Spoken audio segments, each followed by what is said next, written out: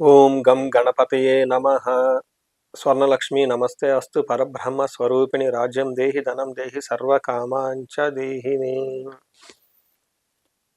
స్వర్ణలక్ష్మి అమ్మవారు ప్రతి ఒక్కళ్ళకి రాజ్యాధికారాన్ని, ధనాన్ని, అనుకున్న కోరికలన్నీ నెరవేర్చే శక్తిని మనందరికి ఇవ్వాలని, వీటితో పాటు మనందరికీ పరబ్రహ్మ స్వరూపిణి కాబట్టి బ్రహ్మ జ్ఞానాన్ని కూడా ఇవ్వాలని మనం కోరుకుంటూ ముందుకెళ్దాం. ఈ వీడియో చూసిన ప్రతి ఒక్కళ్ళకి ధనము, రాజ్యము, అన్ని కోరికలు నెరవేరాలని చెప్పేసి నేను కోరుకుంటున్నాను. ఈ ఫిబ్రవరి మంత్లో 2026 సంవత్సరంలో కర్కాటక రాశి వారికి ఎలా ఉందో చూద్దాం. కర్కాటక రాశి కనుక చూసుకుంటే ఇది వీళ్ళకి ఒక సాదాసీదాగా వెళ్ళిపోతూ ఉంటుంది. పెద్ద ఒడిదుడుకులు కానివ్వండి, ఏలినాడ్సల్ని అలాంటి అయితే ఏమీ లేవు. చక్కగా ఉంది ఈ మధ్యకాలంలో. ఇందులో ఇలాంటి టైంలో ఫిబ్రవరి మంత్ చూసుకున్నా కానీ వీళ్ళకి చాలా అనుకూలంగా ఉంది. కొంచెం ఛాలెంజెస్ ఖచ్చితంగా ఉన్నాయి, అనుకూలంగా కూడా ఎక్కువగా ఉంది. పర్సంటేజ్ చూసుకుంటే ఒక 65 to 70% చాలా అనుకూలంగా ఉంది. కొన్ని విషయాల్లో మాత్రమే ఛాలెంజెస్ ఉన్నాయి. ఈ ఛాలెంజెస్ కనుక మీరు అర్థం చేసుకొని కొంచెం జాగ్రత్తగా ఉంటే ఈ మంత్ అంతా చాలా బాగుంటుందని గమనించుకోవాలి.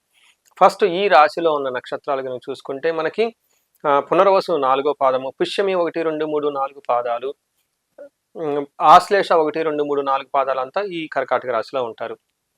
మనం గ్రహాల యొక్క స్థితి మార్పు కనుక మనం గమనించుకుంటూ ఉంటే 3వ తారీఖు బుధుడు మారుతూ ఉన్నాడు, 6వ తారీఖు శుక్రుడు, 13వ తారీఖు సూర్యుడు, 23వ తారీఖు కుజుడు మారుతూ ఉన్నారు. ఈ యొక్క గ్రహాల యొక్క స్థితి మారటంతో ఈ రాశి వాళ్ళకి ఎలా ఉందో మనం చూద్దాం. ఇందులో ఫస్ట్ ఏమని చెప్తారంటే మనకి సూక్ష్మ గోచారం, లఘు గోచారం కాన్సెప్ట్లో మన మహర్షులు పీడాం శోకం పుత్రార్థ లాభమాత్ సంపద అంటే వీళ్ళకి సంపదలు వచ్చే అవకాశం ఎక్కువగా ఉంటుంది. పుత్రులతోటి ధన ప్రవాహం చక్కగా ఉండే అవకాశం ఎక్కువ ఉంటుంది.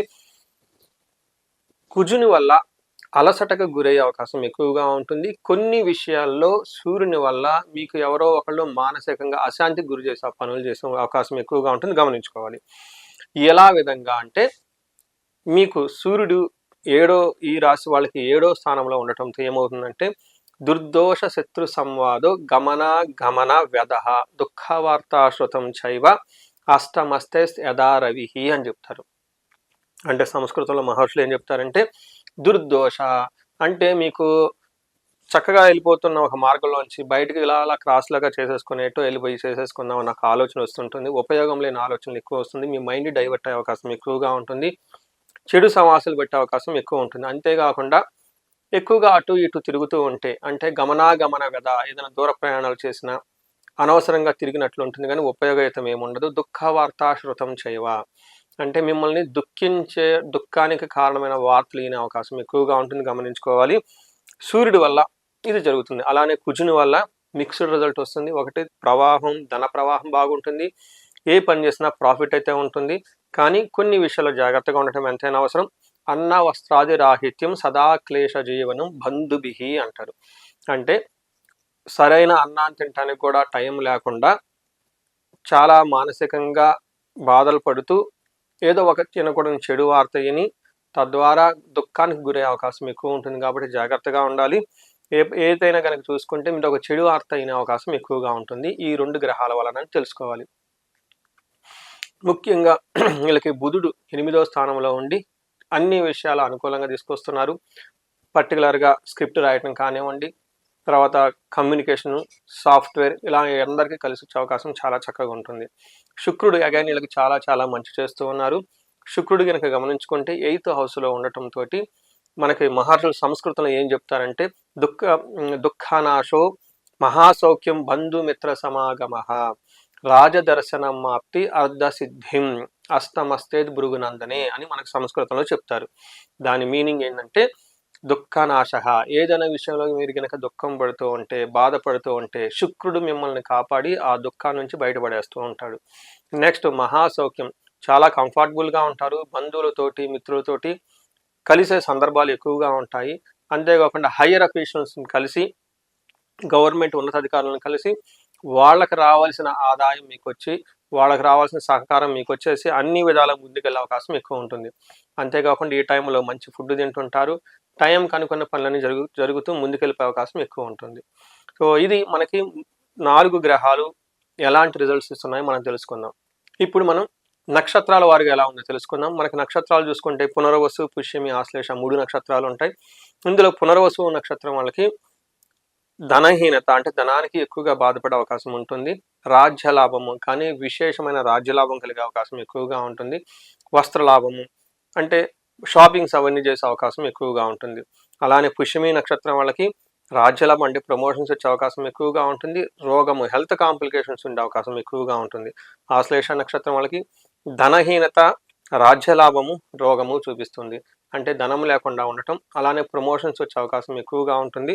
10 మందిలో వీళ్ళకి కొంచెం గౌరవం, గుర్తింపు వచ్చే అవకాశం కూడా ఈ టైంలో ఎక్కువగా కనిపిస్తుంది ఈ నక్షత్రం వాళ్ళకి. చూశారు కదా, అన్ని 4 గ్రహాలు నక్షత్రాలు ఇప్పటివరకు మనం ఎలా ఉందో చూసుకున్నాం. ఇంకొక ముఖ్యమైన విషయం ఏమంటే ఈ రాశి వాళ్ళకి సూర్యుని వల్ల కొంచెం ఇబ్బంది పడే పరిస్థితులు ఎక్కువగా కనిపిస్తున్నాయి. కాబట్టి సూర్యునికి సంబంధించిన సూర్యుడికి నమస్కారాలు చేయటం, రెండోది శివుడికి సంబంధించిన గుడుల్ని ఎక్కువగా విజిట్ చేస్తూ ఉంటే చాలా చక్కగా కలిసి వచ్చే అవకాశం ఎక్కువ ఉంటుంది ఈ రాశి వాళ్ళకి.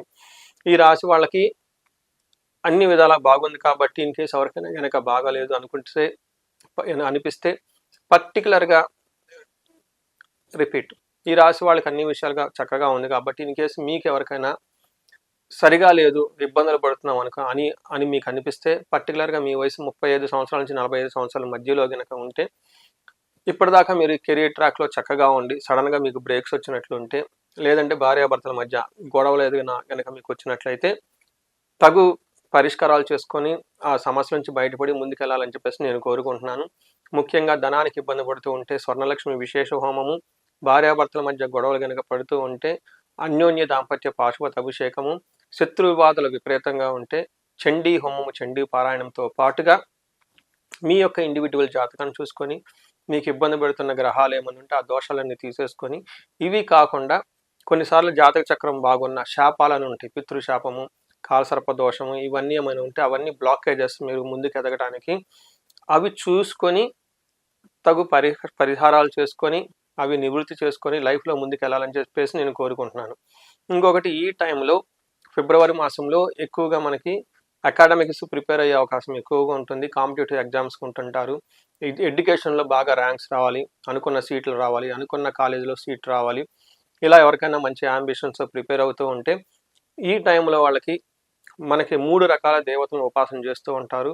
ఒకటి హయగ్రీవ దేవుడు, నీలా సరస్వతి, దక్షిణామూర్తి, మేధా దక్షిణామూర్తి, ఇలా 3 రకాల దేవతలను ఉపాసన చేస్తూ ఉంటారు. మీ యొక్క జాతకం, ఇండివిజువల్ జాతకం చూపించుకొని మీ లగ్నానికి ఏ దేవుడిని గనక ఉపాసన చేస్తే, ఏ దేవుడిని గనక ధ్యానించుకుంటే, ఏ దేవుడిని గనక పూజిస్తే మీకు విశేషమైన లాభం ఉంటుందో తెలుసుకొని ఆ విధంగా మీరు పూజలు అవన్నీ చేసుకోవాలని చెప్పేసి కోరుకుంటున్నాను. ప్రతి ఒక్కళ్ళకి అకాడమిక్స్లో బాగా పెర్ఫామ్ చేయాలి అని అనుకున్న వాళ్ళకి ఆ పర్టికులర్ మీ జాతకానికి అనుగుణంగా నిర్ణయించబడిన దేవతకి మంత్రజపం చేయించుకోవటం, పాశుపత అభిషేకాలు చేయించుకోవటం, హోమం చేయించుకోగలగాలి. ఇలా 3 గనక చేయించుకోగలిగితే అకాడమిక్స్లో బాగా ముందుకెళ్ళిపోయే అవకాశం ఎక్కువగా ఉంటుంది. ఉత్తీర్ణతో చక్కగా అనుకున్న సీట్లో ర్యాంక్ వచ్చే అవకాశం, అనుకున్న కాలేజీలో సీట్ వచ్చే అవకాశం ఎక్కువగా ఉంటుంది. సో ఈ ప్రకారంగా మీకున్న ఎలాంటి ఛాలెంజెస్ అయినా కనుక మీరు ఫీల్ అయ్యి ఉంటే ఒకసారి కన్సల్ట్ అయ్యి కన్సల్టేషన్ తర్వాత రెమెడీస్ చేసుకుంటే అందులోంచి బయటపడిపోయే అవకాశం ఎక్కువగా ఉంటుంది. స్టూడెంట్స్ ఎవరైనా ఆస్పిరేషన్స్ ఉంటే మీ యొక్క అభిష్టానికి అనుగుణంగా చక్కగా రాగలిగే అవకాశం ఎక్కువగా ఉంటుంది. ఈ రాశి వాళ్ళకి అష్టైశ్వర్యాలు కలగాలని, భోగభాగ్యాలు కలగాలని చెప్పేసి నేను మనస్ఫూర్తిగా కోరుకుంటున్నాను. నమస్తే.